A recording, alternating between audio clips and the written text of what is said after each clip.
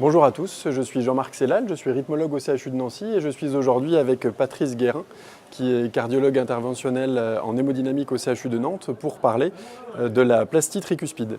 Bonjour Jean-Marc. Bonjour, alors une première question, est-ce que la fuite tricuspide est un problème qui est fréquent dans la population générale? Oui, exactement, c'est un problème qui est très largement sous-estimé et on estime la prévalence de la fuite tricuspide de haut grade aux États-Unis aux alentours de 2 millions de personnes, en Europe probablement aux alentours de 4 millions.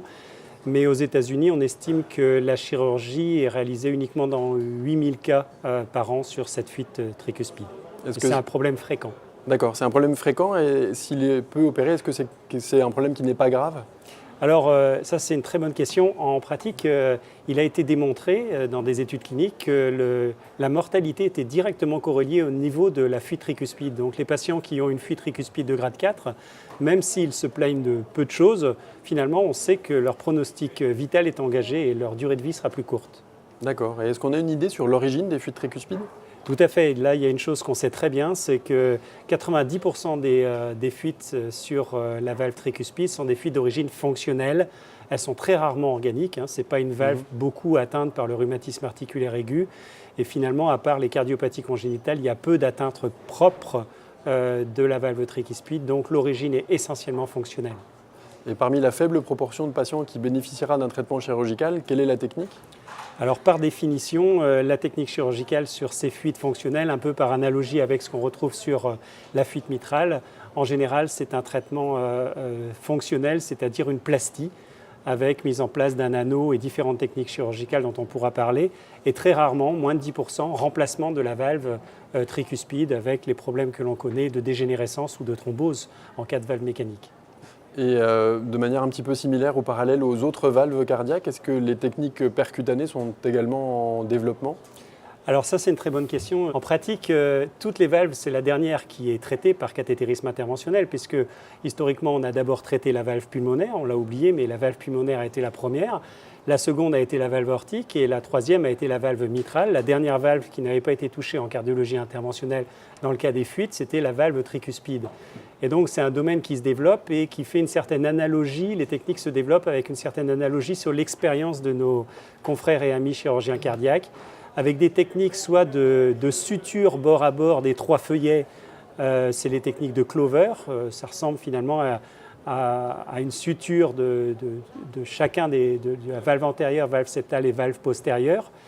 Et puis on a des techniques de bicuspidisation où on va se passer du feuillet postérieur. Le feuillet postérieur de la tricuspide est le plus petit et le plus inconstant d'ailleurs, et donc des techniques de suture, de commissure antérieure ou antéro-postérieure et commissure septo-postérieure, et une suture qui va permettre de plicaturer l'anneau de la valve tricuspide pour faire disparaître la valve postérieure et créer une bicuspidisation.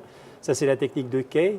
Et puis, on retombe sur d'autres techniques d'annuloplastie, soit avec un fil finalement donc, qui est resserré, soit avec un véritable anneau qui est posé sur l'anneau tricuspide pour réduire la taille de l'anneau. C'est essentiellement de la plastie qui est réalisée par voie chirurgicale. D'accord, et en France, où en sommes-nous? Certains patients sont déjà traités par ces techniques? En chirurgie, oui, mais finalement, la mortalité des actes chirurgicaux sur la valve tricuspide est assez élevée. Probablement une mortalité dans les études aux alentours de 8-9%, donc une valve difficile à opérer et une valve qui engage le pronostic du patient, fort heureusement, et l'avenir peut-être du chirurgien par contre. Et donc, finalement, c'est pour ça que se développent des techniques alternatives de traitement percutané de la valve.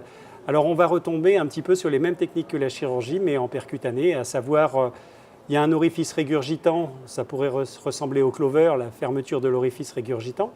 Eh bien, c'est une technique qui est développée par Edwards, où il va y avoir un ballon gonflé dans l'orifice régurgitant, de façon à ce que les feuillets viennent se poser contre ce ballon, comme une sonde de pacemaker finalement. Je dis ça pour le rythmologue que vous êtes, mais les feuillets viennent se poser contre l'anneau, contre le ballon gonflé, et ça va fermer l'orifice régurgitant et donc limiter la fuite. Autre technique, eh bien, la bicuspidisation de la valve, où on va poser un petit pledget au niveau de la commissure antéro-postérieure et septo-postérieure et resserrer les deux pledgets pour c'est la technique Trilling pour faire disparaître la valve postérieure finalement et se retrouver avec une valve bicuspide.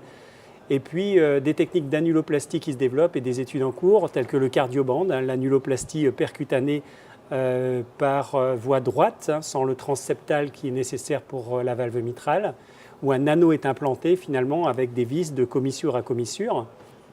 Et puis toutes ces techniques parfois sont remplacées par la simple implantation dans la veine cave supérieure et dans la veine cave inférieure de stènes valvées. Mais là, je dirais c'est plus une palliation parce qu'on va maintenir une pression élevée dans l'oreillette. On ne traite pas vraiment la tricuspide.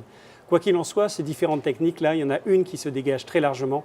C'est la technique du mitraclip en position tricuspide ou du triclip.